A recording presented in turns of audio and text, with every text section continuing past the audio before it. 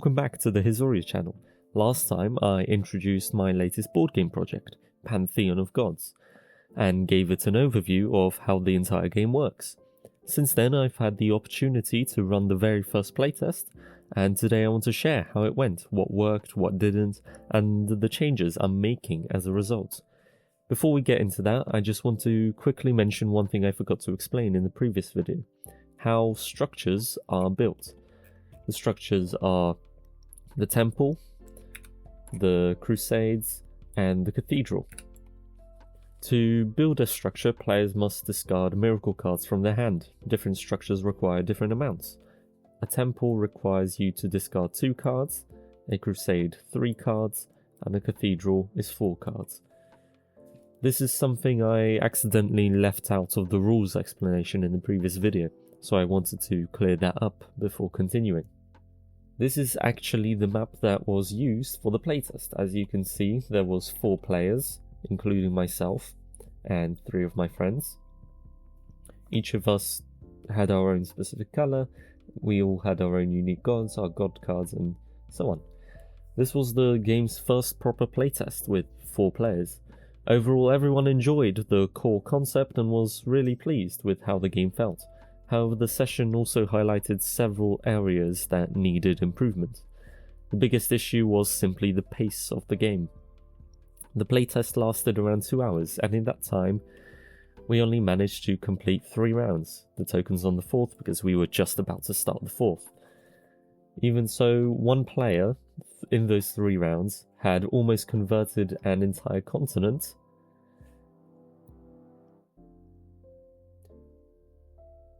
and would likely have won on the following round, on round 4.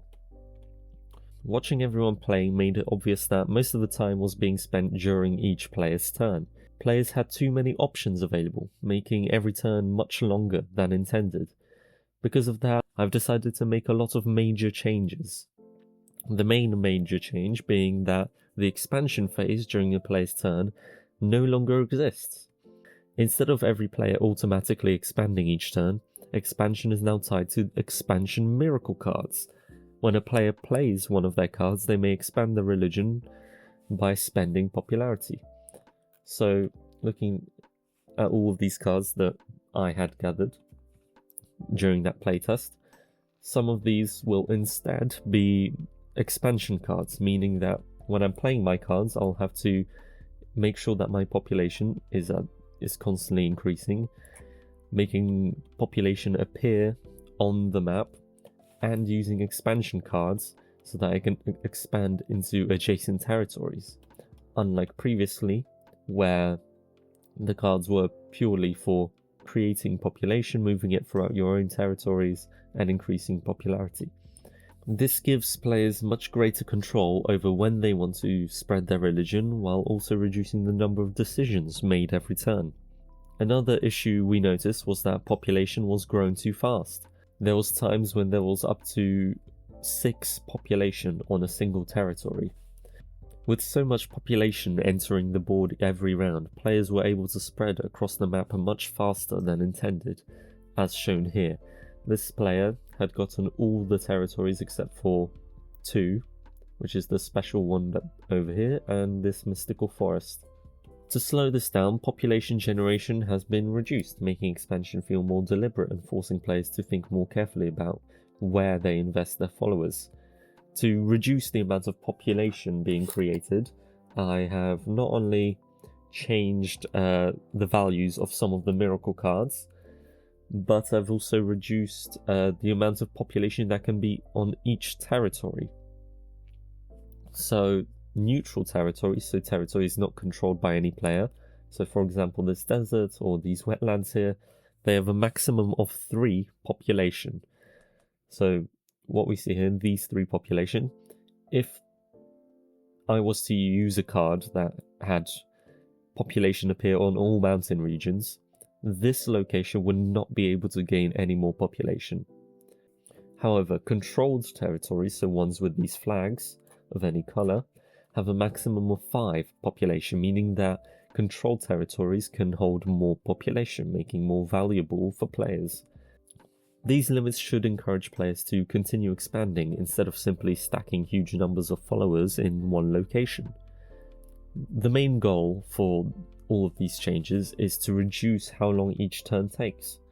So instead of players drawing 5 cards each turn, I've reduced it to 3 cards per turn. This means that players have less choices to make, less decisions. It does reduce the amount of combos that people can make using those cards, but it does reduce the time spent each turn significantly, at least in theory. Another piece of feedback I received was that miracle cards from the miracle market were far too cheap. Well, all of the cards in general cost far too little. This meant the decks improved much faster than intended. It's only the start of round 4, and yet this player already has a legendary card. This shouldn't be happening. Legendary cards should only be accessible from round 7, maybe 6 at the earliest. To address this, the Miracle Market cards cost are going to be increased almost to double the amount. In addition, players are now limited to purchasing 1 miracle card per turn. This makes every purchase a much more meaningful decision instead of simply buying everything you can afford. Structures have also been changed. Originally, players could begin building powerful structures very early in the game. Their costs have now been increased significantly, meaning players will need to improve their decks before they can reliably build them. Previously, if we take a look at this card here, temples, crusades and cathedrals, all of them could be built from the moment the game began. Players would draw 5 cards and they could build a cathedral right away. I've decided to change that by increasing the amount of cards that players have to discard. Temples now require 3 cards to be discarded to be built, crusades require 4, and cathedrals require 5. This means that starting off, players are only able to build a temple, and even so, they can't do anything else during their turn. And the other structures, to be able to build them, you have to advance your miracle deck by buying other cards from the miracle market, such as Sacred Knowledge, to draw additional cards. This creates a much stronger sense of progression throughout the game, making it so that as you build your religion and gain more followers, you're able to start building temples and cathedrals and crusades with the people that you've gathered as you get stronger. One minor improvement I want to make is with the event cards. Due to the descriptions being a bit vague, I want to make it clear when the events take place. Most of these don't specify when, and so it would be assumed that they happen right away. To fix this, every event card will now clearly state when its effects take place, making them much easier to understand during gameplay. Most of the events will be red at the start, but their effects will take place right at the end of the round, meaning that players have time to adjust their playstyle to better fit the situation. For example, with this Great Harvest, if it's the day, all grassland territories create +2 population during the population phase. This one does specify when it happens, and population phase is right at the start. However, some other cards do not specify, such as Summer Times, the Night, Oasis Overflow. The Oasis overflows, +3 population to the Oasis and +2 population to adjacent territories. This would seem to be instantaneous. However, the description should specify that this will occur at the very end of the round. Overall, I'm really happy with how the first playtest went. It confirmed that the core idea is enjoyable, and more importantly, it highlighted exactly where the game needs to be improving. This certainly won't be the last round of changes. As more playtests happen, I'm sure the game will continue to evolve, and I'll be sharing that journey here on the channel.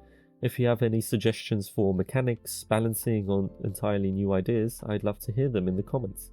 Every piece of feedback helps shape the future of Hizoria, Pantheon of Gods. Thanks for watching, hope you enjoyed. Don't forget to like and subscribe, and let your imagination run wild.